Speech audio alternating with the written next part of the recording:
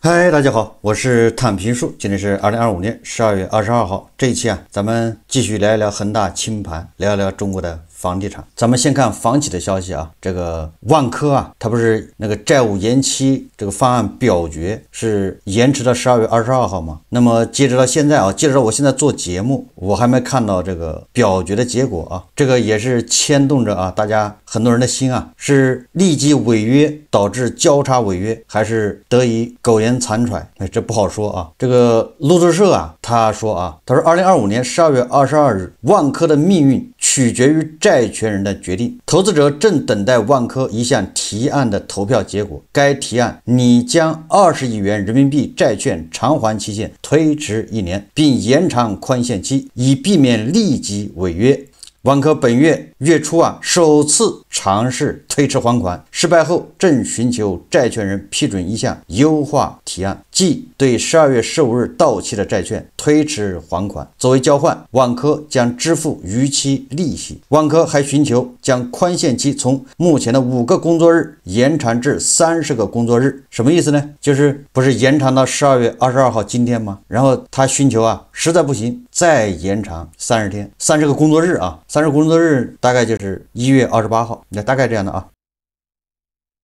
目前的宽限期将于周一结束，第二次债权人投票于周四启动，于北京时间10点结束。说结果预计将于周一，也就是今天收盘后公布。但是我现在目前还没有看到这个任何官方的消息公布。但是网上已经有传言了，说这个万科的展期1年的方案没有获得通过，但是延长本金和利息支付30个交易日这个宽限期这个方案获得批准了。什么意思呢？就是你延长1年不行，但是延长1个月可以，这1个月的本金还有这1个月对吧？这个宽限期里面的这个利息都要支付。延长的宽限期是到1月28号，也就是你看这不是万科实在不行再请求宽限1个月吗？这个也像极了这个欠钱的对吧？找那些债主是吧？能宽限1年不行的宽限1个月吧？是不是这意思啊？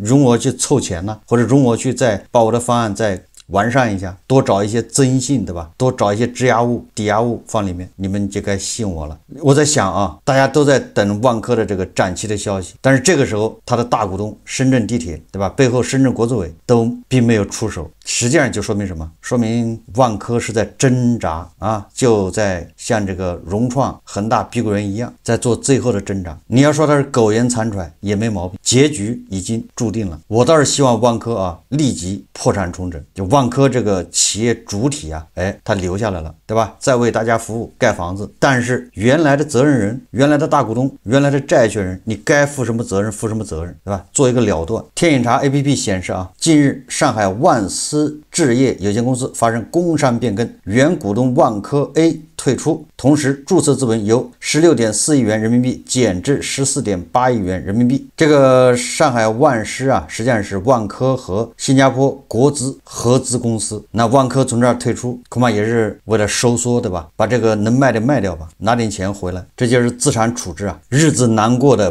不光是万科一家呀，实际上这些房企日子都难过。你比如说吧，这个万达，根据这个天眼查法律诉讼信息显示近日大连万达商业管理集团股份有限公司新增一则股权冻结信息，股权所在企业为南宁青秀万达广场投资有限公司，冻结股权数额5000万元人民币，冻结期限3年，执行法院为成渝金融法院。王老板以前都是对吧？一个小目标，现在半个小目标都给不起了对吧？这不就是为5000万吗？被人家冻结了。你不要说一个小目标了他现在连半个小目标他都没办法实现。实际上这个又让我想起了王石王石你看他是带着光环的对吧？他以前就是万科还没出事之前呢，就是房地产还在高歌猛进的时候那王石是不是各种传记各种这个报道，王石企业家对吧？或者教父创业没毛病吧？但是最近你看王石他自己说他从万科出来以后连续3个创业全部失败。这个事情告诉我什么呢？有人说有钱了赶紧躺平，这个当然是可以这么说就是你有钱了不要作，老老实实这个吃利息，这个说法也可以没毛病。但是我想说的是什么呢？我想说，人家即便是王石这样的人，成功都不能复制，对吧？他曾经获得巨大成功，但是他离开这个万科以后，那让他再创业，接二连三的失败，是王石这个人不行吗？是王石这个思维不行吗？是他没有人脉吗？是他没有这个见识吗？认知吗？所以我们要从这个看出啊，这个成功是很偶然的，成功很难复制，他连自己都复制不了自己成功，但是失败是可以借鉴的，对吧？你别人踩过的坑，那咱就别踩了，是不是这个逻辑啊？对吧？你看王石自己复制自己，对吧？他都没办法成功。王石跟30年前比，年纪大了，但是人家人脉更多了，资源也更多了，对吧？见识更广了，珠穆朗玛峰都登上去过，这个见解不够高吗？这格局还不够高吗？所以说啊，你说什么叫成功，对吧？什么样的人会成功？这东西没有定论啊。我想这个马云、马化腾、张一鸣这些人都一样，如果你让他重新来过，他保不齐啊，跟咱们是一样的，找工作的困难。12月21日晚间，老牌房企万通发展控股股东超3亿股票被人后冻结，市值超40亿元。这个万通新发展啊，就是600246发布关于控股股东股份被人后冻结的公告，公司控股股东叫嘉华东方控股集团，持有公司3.6亿股啊，占公司总股本的19.2%。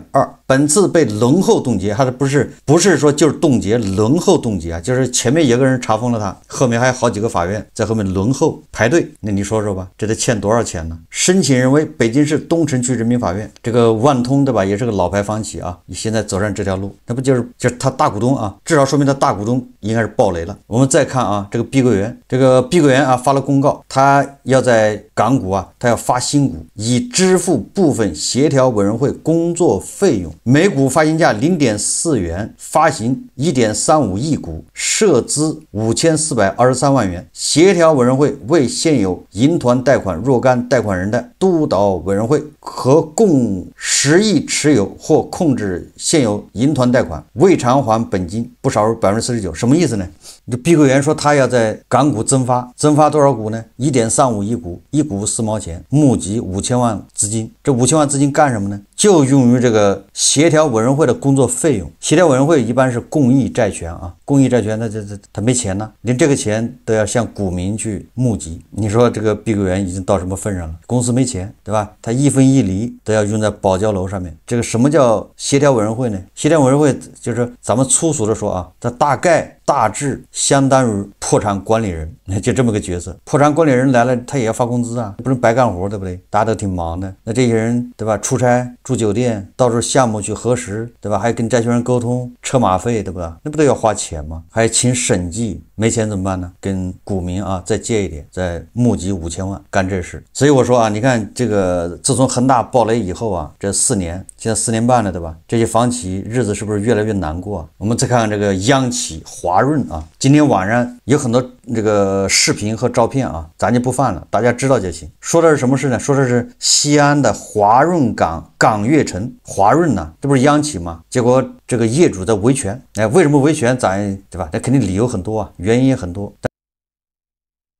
但是说明什么呢？它是央企啊，央企的业主现在已经也在维权。这个按照咱们以前的观点，对吧？那不就是因为房价下跌嘛？这归根结底就是房价下跌，那各种维权就出来了。管你是央企还是民企，房价涨的时候维权少，为什么呢？对吧？你这个2年前买的房，现在交房的时候，房子已经涨了300万了，你还维什么权呢？你维权，开发商就说那你退房呗，房子退给我，对吧？我把定金还给你，双倍还给你也行。所以说这个啊，房价涨的时候维权很少，这个房价一跌，对吧？或者说维权一多呢，说明房价在跌得很了，大家受不了，不是找点借口，对吧？找点这个违约的跟那个合同条款不一样的地方，找点事呗。所以你看啊，华润呐，央企啊，开发的叫港悦城维权。你说这么下去的话，如果2026年楼市还是低迷，对吧？房价还要下跌，就是央企它也扛不住啊，开发的房子卖不掉，卖掉了人家要维权啊。我在网上看了一个自媒体的报道啊，它的标题叫最后的疯狂，许家印被抓捕的全过程。我这一看我就觉得这不是在哪儿对吧？小道消息出来的，但是看看也无妨对吧？好像这个人在现场亲历目睹这个许家印被抓，要不然他怎么知道就是全过程呢？他这写的很长啊，下面说这个2023年9月28日，许家印接到开会通知，刚走进大楼，督导组就将他的秘书和保镖拦在外面。当他即将踏入会议室时，经济犯罪侦查小组已在等候。被拦下的许家印仍高喊：“我是来开保教楼会议的，你们想干什么？”并试图挣脱。最惊险的一幕发生在宣读逮捕令时，许家印突然挣脱束缚，向5-6米外的督导组领导猛扑过去，被迅速扑倒制服。他是恒大管理层中唯一反抗被戴上手铐的人，因此被捕后的监管也最为严格。就这个桥段啊，就出卖了作者，说明这个作者就是胡编乱造的。因为这个桥段好像我们熟悉啊，上个世纪70年代对吧？逮捕啥啥啥，这个重庆是吧？这个西红柿啊也有这样的描写对吧？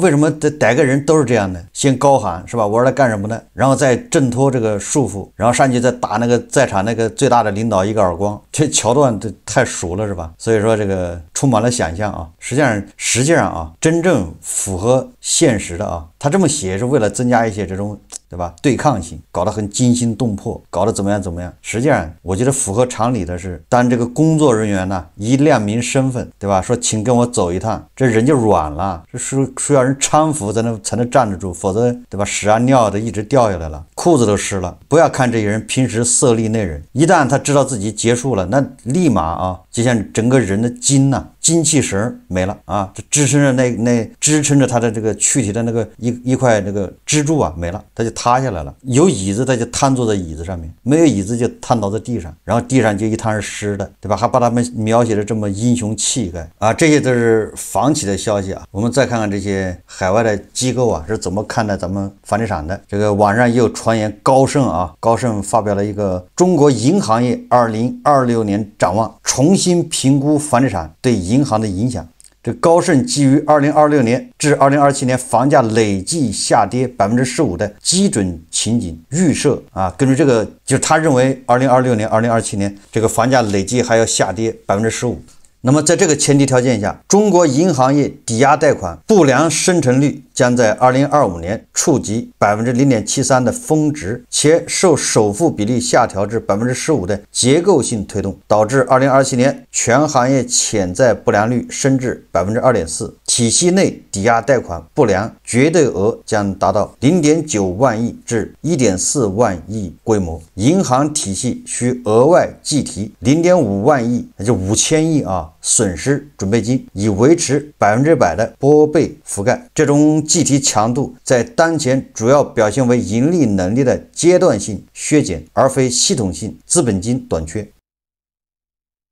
由于中国住房贷款具备完全追索权的法律特性，参考香港2000年信用周期经验，其实际信贷损失率将显著低于名义不良率。什么意思呢？这个高盛的意思就是房价再下跌，那就会显著影响银行的不良率，不良的规模在 1.4万亿。所以咱们说啊，这个26年、27年楼市继续低迷，房子卖不掉，那么很多中小银行是不是就面临暴雷啊？它这 1.4万亿，这个它也是结构性的啊，也就是那个国有大行恐怕稍微好一点，对吧？这个全国性的股份制银行，也还可以，但是那些村镇银行，对吧？城商行，那他们恐怕就坏账就更高，对吧？1.4万亿里面大头占比高的恐怕就是他们，那他们当然扛不住啊，对吧？就有暴雷风险。今天啊，这个12月的 LPR 报价出炉，5年期和1年期利率维持不变，这什么意思呢？ LPR 已经维持7个月不变了，对吧？也就是现在很多专家学者，对吧？很多炒房客，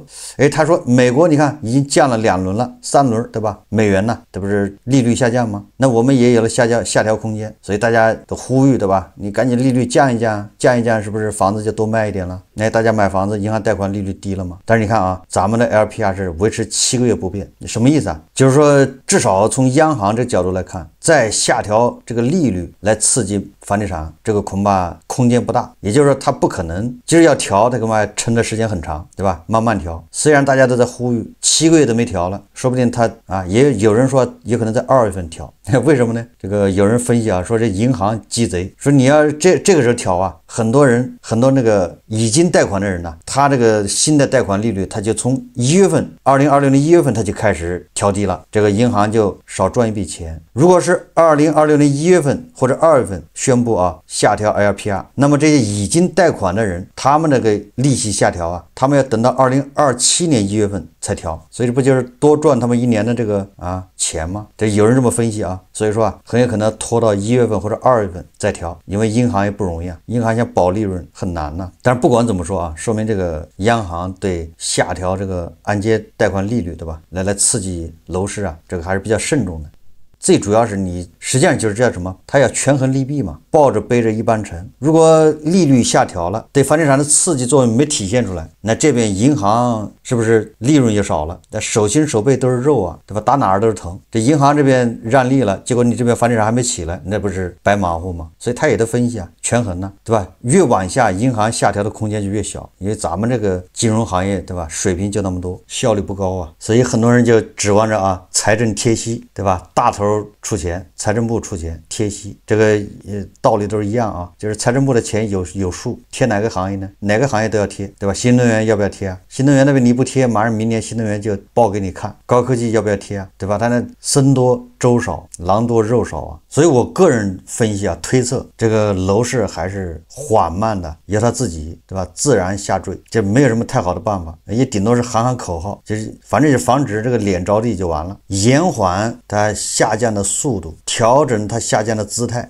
这个就已经是不容易了。所以那些炒房的恐怕就要失望。当然了，我们也要承认啊，就是房地产它这个结构性矛盾啊，就是不是一概而论，有的地方恐怕还可以吧，对吧？但是有的地方那就矛盾更突出啊，有的地方要补跌，有的地方也跌不动了。我今天在网上看了一个网友发的帖子啊，他说在海淀善地西里113平米3居室已经卖出去了啊，最新成交价745万，那这个就6万多一平米，这在海淀善地西里啊，那个既有学区房，也是大厂附近的吧。但是2021年就是恒大暴雷以前，相同的户型成交价是1330万，差不多腰斩啊。这就是你看看，这是北京的海淀呢，学区房是吧？周边是大厂，好像联想是吧？这个什么百度啊，那都在附近吧，不远，对吧？连那儿都腰斩了。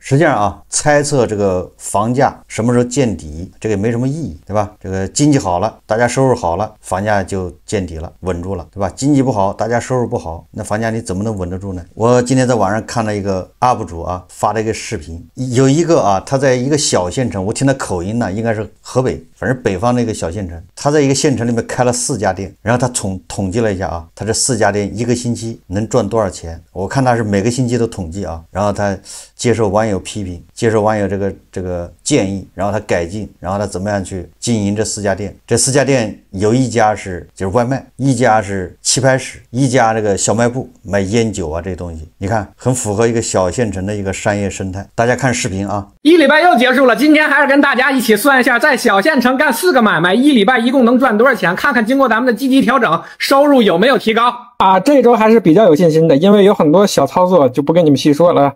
首先是牛排店上个周线下是卖了5921，抖音卖了1655，某团卖了1932，减去食材3668啊。总是有人说我食材成本高，其实也还可以，不过我用的原料确实是比较好的，都是那些原切的。然后水电是679，减去工资跟上周一样4200，然后房租959。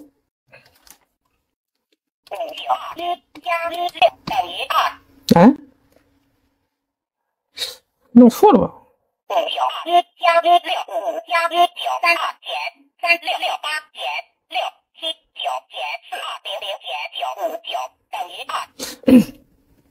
没事啊，看一下烟酒店，烟酒店上个礼拜应该是不太好，不过比上周强，因为没有赔钱的货，比较稳定。现在还是那句话，现在是烟酒的寒冬，它是处在上次双节、10月1跟中秋到春节中间顾客最少的时候，所以不用慌啊，等到春节就一下爆发了，对吧？减去安防125，减去水电426，再减去工资1160，减去房租1633，废品又卖了22啊！废品以后每周都卖，确实是一笔收入。3+2+2减5减4+6减160减6，33等于3。3+2+2减5减4+6减160减6，33等于3。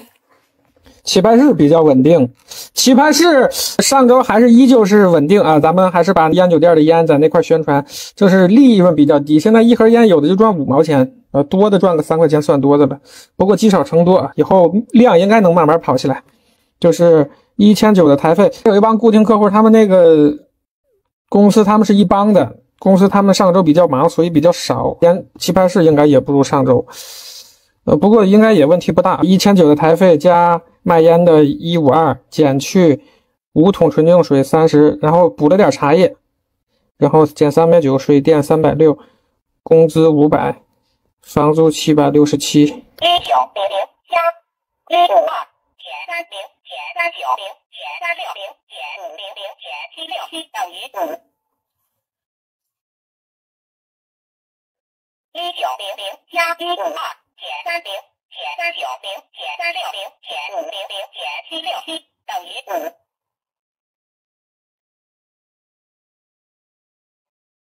1900加152减30减390减360减500减767等于5。总结一下啊，我觉得上周牛排店总体来说至少没有赔钱啊，比这个最开始兄弟们让我关掉的时候还是好的，至少它盈利了，对不对？咱们往好的地方想。然后还有减少的收入的一大块，上周因为我这个账号有一条视频爆了，我就把精力放到这个账号上了，酒店的那个账号就没有更新，就也没有转化，所以上周线上这块是0，主要也是精力实在不够用。还是要算一下总账啊，挺好算的倒是，就是线上的0加牛排店的2加烟酒店的3加棋牌室的5。0加2加3加5等于10。我不能肯定啊，他这个视频是不是拍段子，对吧？是不是剧本？但是我感觉的不像，这个恐怕就是当下啊咱们经济的一个写照。你看，它有棋牌室，它有这个外卖，还有个小卖部。现在很多小县城，对吧？娱乐活动就是棋牌啊，打麻将，外卖就不用说了，对吧？小卖部也不用说。万幸的是啊，他居然都不赔钱，对吧？一个星期赚了10块，就这种事情啊，他说收入想提升那是不可能的。我感觉他这个收入啊，基本上到了极限，就收入想大幅增长很难。相反啊，他收入有可能是断崖式下跌，为什么呢？对吧？这天有不测风云，说不定对吧？拿过来检查你一下，你这不合格啊，这一周要整顿整改，关门几天，对吧？或者是那样的原因。总之啊，就是他这个是目前是最好状况，就是这么多。所以我想啊，像这样开店的人呢，你看看适合什么人呢？实际上就是自己给自己找个事干，那个工资啊，他一个星期发工资，比如4000的外卖店，对吧？还有这个棋牌室，一个星期发工资1000等等啊。作为一个老板，你资本投入一个星期就赚10块，这还是最好的状况。但是作为一个打工的，对吧？他如果解决他自己工作，对吧？他自己就是那个员工，他领那个工资，领一份吧。实际上他开这个店就是解决他就业，这前提是你不能赔钱，这是第一个，对吧？你自己就业，因为他那个外卖店呢、棋牌室啊、小卖部啊，恐怕不是1个人2个人，对吧？他也就相当于把他的七大姑八大姨、表哥表妹，对吧？可以安排个工作，1个月个3000块，那这个提供一个工作而已。但是记住，这前提就是这些店都不能赔钱。你看，所以开这种小卖店，说白了想发财是不可能的，想赚钱也难。实际上就是给自己找个活干，自己有份工作，而且前提是要不赔。第二个是什么呢？第二就是你自己有房子，对吧？你在县城里有个门面房，房租嘛，对吧？因为自己手上有个门面房也卖不掉，搞不出去，你开个这样的店，也可以，你也保证不赔，自己又挣了工资，然后这个房租相当于把房子租出去了，租给自己了，对吧？只有这样的人，而且你得对吧苦心经营，不能赔钱，你才能赚一个，实际上是赚自己的钱，赚自己苦力钱，这比上班累多了。你不是你自己上班一个月，你找个保安干干也得2000吗？你这个经营这4个店有巨大的不确定性啊，还有巨大的风险呢，对吧？所以说这个小伙子在这算账啊，这个实际上算的就是当下中国经济的账，很多实体就是这样的，他这还没赔钱。那你说对吧？这个实体经济都这样，经营形式就这样的，经济环境也是这样，那你说这个房价怎么稳得住？你想当老板坐在那儿，对吧？出点钱然后就坐在那儿数钱，这个显然不现实吧？最好的情况也不过是自己挣自己一份工资，提供了几个就业岗位，这就业岗位还不咋地。所以这些专家啊，这些经济学家天天闭着眼睛说这个楼市见底了，楼市还要反弹。那你先看看这个经济形势，你这4个小店稍微哪个店能赚钱，大家都能看得见。你这样能赚钱，别人马上就来卷，对吧？780你能开我也能开啊。如果780能赚钱，或者叫赚钱很容易啊，那马上我就装修一个，是不是这意思啊？马上就开始卷，最终导致都是微利或者就是亏损。好，这期节目咱们就聊到这里，感谢大家收看。如果喜欢我的节目，欢迎订阅转发，也可以在下方留言评论，谢谢大家。